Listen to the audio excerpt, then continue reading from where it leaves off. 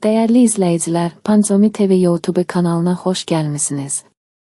Zəhmət olmasa videonu axıracan izləyin və bəyənməyi unutmayın. Dəstəyiniz üçün təşəkkür edirik. Texasdan olan yeni araşdırma sosial şəbəkələrin primitiv məzmununa dair tənqidləri təkzib edir.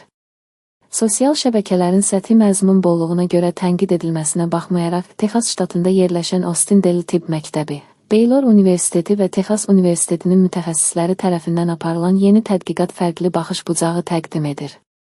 Pancomi TV-nin xarici Key West'in adlı xəbərinə görə 136-dan çox elmi nəşri və 400 min nəfərdən çox insanı əhatə edən araşdırmanın nəticələri göstərib ki, müasir texnologiyalarla fəal ünsiyyət quran yaşlı istifadəçilərdə koqnitiv pozuntular riski texnologiyalardan uzaq duranlarla müqayisədə 58% aşağıdır.